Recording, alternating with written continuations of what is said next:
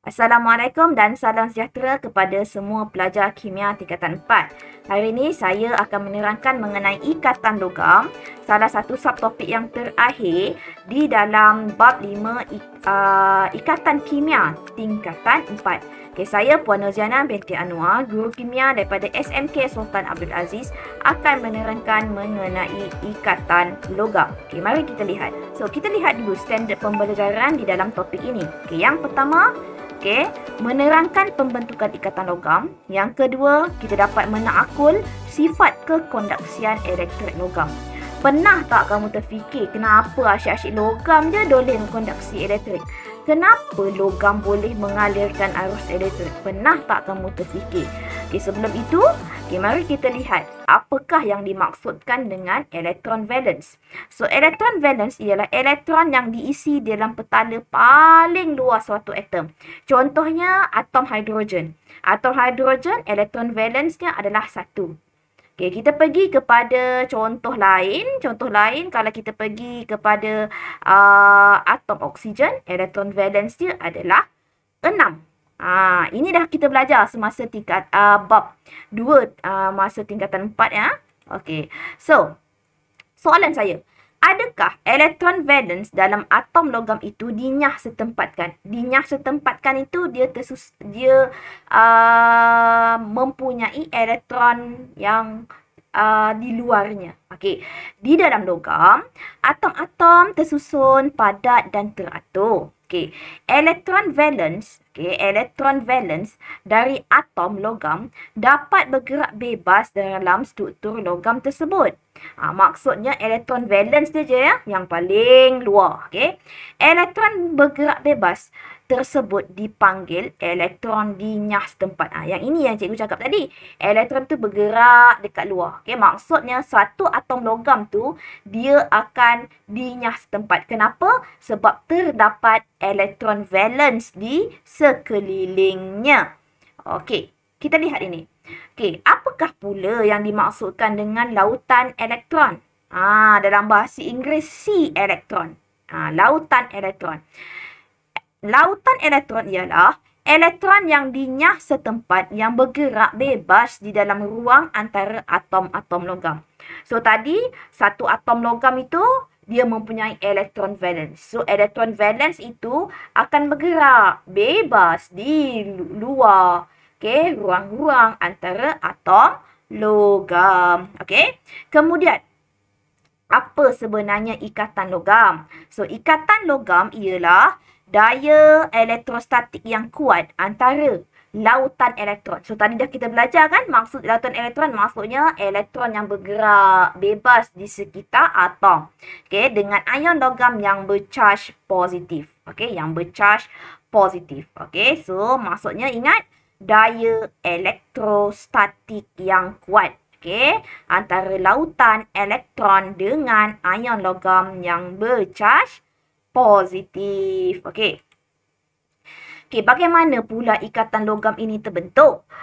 Apabila elektron valence tadi, elektron valence yang dekat luar petala tadi akan dilepaskan oleh atom logam, maka atom logam tadi akan bercharge positif. Contoh macam hidrogen tadi. Hidrogen tadi dia akan lepaskan elektron dia, so dia akan menjadi ion positif.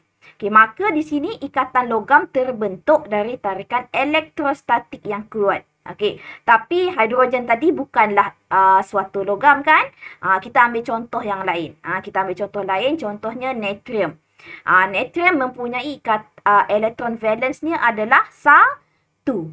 Maka satu elektron tadi dia akan dilepaskan untuk mencapai susunan yang oktet. Maka berchargelah positif atom tersebut. Kemudian ikatan logam terbentuk dari tarikan elektrostatik yang kuat antara lautan elektron yang bercharge negatif dengan ion logam yang bercharge positif. Ion logam tadi dia dah bercharge positif, elektron yang dekat luarnya bercharge negatif. Nampak tak? Positif akan jumpa negatif. Kemudian kalau kamu lihat, yang ini, yang cikgu cakap atom logam tadi. Atom logam tadi dia dah dermakan elektron dia. So, elektron yang tadi, dia akan bergerak dekat luar, dia akan menjadi sea elektron ataupun lautan elektron. Ini yang kita panggil sebagai lautan elektron. Maka ion logam ini bercaj positif. Lautan elektron bercaj negatif. Okey. Okey, faham ya? Okey, kemudian. Okey, bagaimana sesuatu logam tersebut boleh mengkonduksikan elektrik. Okay, kita lihat sini. Okay, apabila elektron pada atom logam dinyah setempat, maksudnya dia move dekat luar dia. Okay, di dalam lautan elektron, maka logam dapat mengkonduksikan elektrik. Kenapa? Sebab elektron yang bergerak bebas di dalam struktur logam membawa charge dari terminal negatif ke terminal positif apabila elektrik dibekalkan. Kalau kita tengok ini inilah logam logam dan dapat positif, kat luarnya adalah elektron yang dah elektron valence dia lah yang dikeluarkan. Maka dekat sini kalau kamu tengok perbezaan charge apabila suatu arus elektrik dialihkan, so dia akan mengalir daripada terminal negatif pergi kepada terminal positif. So inilah bagaimana kekonduksian elektrik di dalam logam terhasil. Kemudian bagaimana pula dengan takat lebur dan takat didih yang tinggi? Bagaimana kita tahu? Kalau logam dia mempunyai confirm, dia mempunyai takat lebur dan takat didih yang tinggi. Apabila suatu kuantiti tenaga yang banyak diperlukan untuk mengatasi tarikan elektrostatik. Cikgu, tarikan elektrostatik tu apa? Tarikan elektrostatik ikatan logam. Yang mana dia ada ion yang bercaj positif dan ion yang bercaj negatif. Apabila, macamlah juga ikatan ion yang kamu belajar. Ikatan ion ialah ikatan salah satu ikatan yang membentuk tarikan elektrostatik. Sebab itu, takat lebur dan takat didih yang tinggi. Sama juga dengan ikatan logam ni. So, dia mempunyai tarikan elektrostatik yang kuat. Antara siapa? Antara lautan elektron, sea of elektron tadi dengan ion positif dalam ikatan logam. Ikatan logam, logam ada ion positif.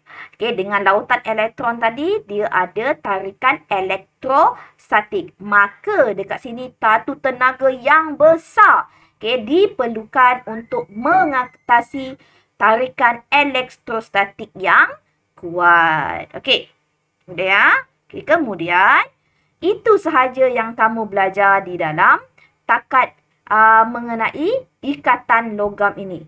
So kamu ingat, lautan elektron, elektron valence.